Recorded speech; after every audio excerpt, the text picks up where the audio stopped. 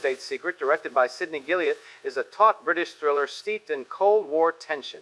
The story follows Dr. John Marlowe, an English surgeon invited to a small, unnamed Eastern European country to demonstrate a new medical technique. What begins as a professional trip turns sinister when he realizes he's been drawn into a web of political intrigue and assassination. Trapped behind the Iron Curtain, Marlowe must fight to escape while being hunted by both the secret police and revolutionaries. Sidney Gilliat, best known for co-writing Hitchcock's The Lady Vanishes, brings his sharp sense of suspense and paranoia to the screen. The film cleverly reflects post-war fears of totalitarianism and espionage, with shadowy alleys, stark interiors, and an oppressive atmosphere that mirrors the era's political climate. While not as celebrated as Hitchcock's classic, State Secret stands as a smart, tightly constructed thriller, offering a glimpse of Britain's cinematic response to the early Cold War, a world where a simple journey abroad could turn into a deadly game of survival.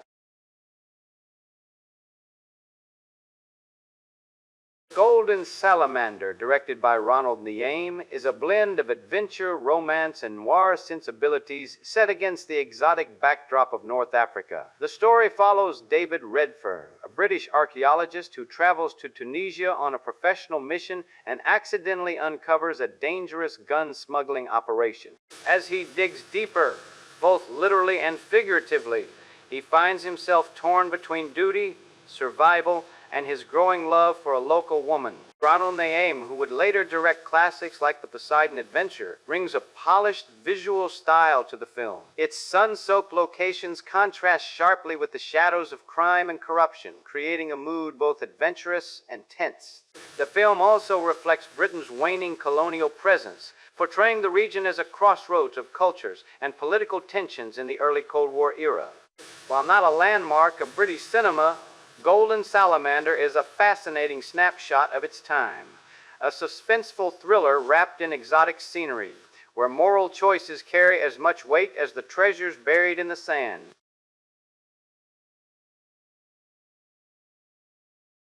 Madeline, directed by David Lean, is a gripping period drama based on a sensational real-life murder case that shocked Victorian Scotland. The film tells the story of Madeline Smith, a young woman from a respectable Glasgow family who begins a secret, passionate affair with a lower-class clerk. When societal pressures force her toward an arranged marriage, her lover's sudden death by poisoning ignites a scandal that culminates in one of the most famous trials of the 19th century. David Lean, already acclaimed for Brief Encounter and Great Expectations, brings a meticulous elegance to the film. The richly detailed sets, gaslit streets, and precise framing capture the suffocating world of social appearances and hidden desires. At its heart, Madeline is about repression and rebellion, a woman's fight against the strict moral codes of her era, and the tragic consequences when passion clashes with propriety. Though less celebrated than Lean's later epics like Lawrence of Arabia, Madeline remains a fascinating work, part courtroom drama, part psychological portrait, and a window into a society where a single scandal could destroy lives. It's a film of quiet intensity, where every glance and whisper carries the weight of fate. Cinderella, directed by Clyde Geronimi, Hamilton Lusky, and Wilfred Jackson, is not just an animated fairy tale, it's the film that saved Walt Disney Studios.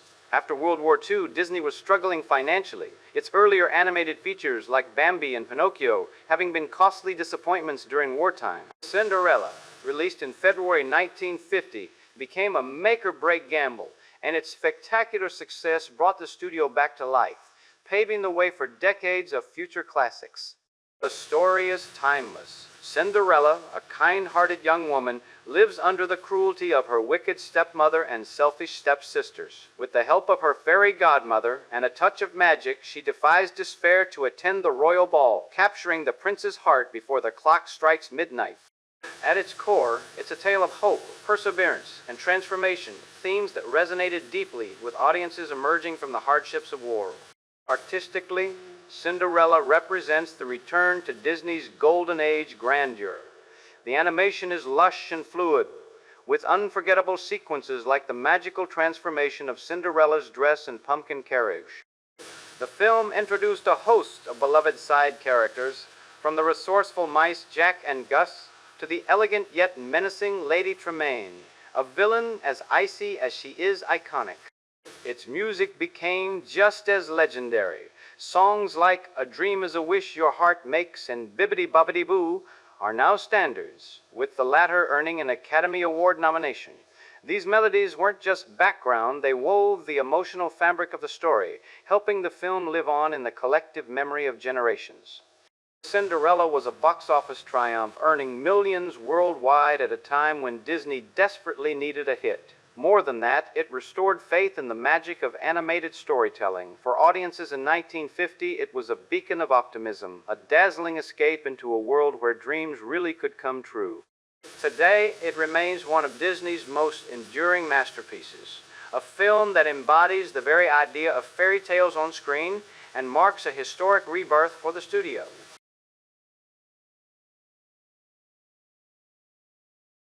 Young Man with a Horn, directed by Michael Curtis, is a passionate and bittersweet exploration of jazz, ambition, and self-destruction. Inspired by the life of legendary cornet player Bix Beiderbecke, it follows Rick Martin Kirk Douglas, a working-class boy who discovers his gift for music and rises to fame through sheer talent and relentless drive. Along the way, he's mentored by a kind jazz man, Juano Hernandez, clashes with the music industry's compromises, and falls under the spell of Amy North Lauren Bacall, a glamorous but emotionally troubled woman. The film dives deep into the ecstasy and torment of artistic creation. Rick's love for jazz is portrayed not just as a career, but as a consuming fire, one that isolates him from others even as it fuels his genius. Michael Curtis, director of Casablanca, blends smoky clubs, late-night jam sessions, and soaring trumpet solos into a vibrant portrait of post-war America's jazz scene. The soundtrack, powered by Harry James's trumpet, pulses with life, making the music a character in its own right. Adding to its power is the triangle of performances: Kirk Douglas's intensity, Lauren Bacall's cool allure, and Doris Day's warmth as the singer who represents stability and hope. Their dynamics create a push and pull between love, art, and destruction. While the film softens some of the darker elements of Bix Beiderbecke's true story, it remains a landmark in musical drama, one of the first Hollywood films to treat jazz with seriousness and reverence. Young Man with a Horn captures the beauty and pain of chasing perfection and the high cost of playing your heart out, one note at a time.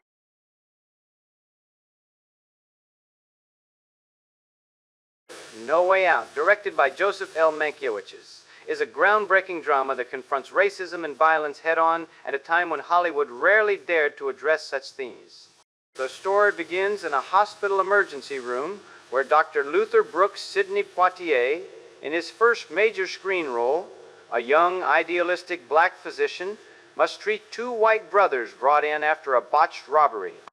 When one of them dies under his care, the surviving brother, a virulent racist played by Richard Widmark, accuses him of murder, igniting a spiral of hatred that threatens to consume the entire community.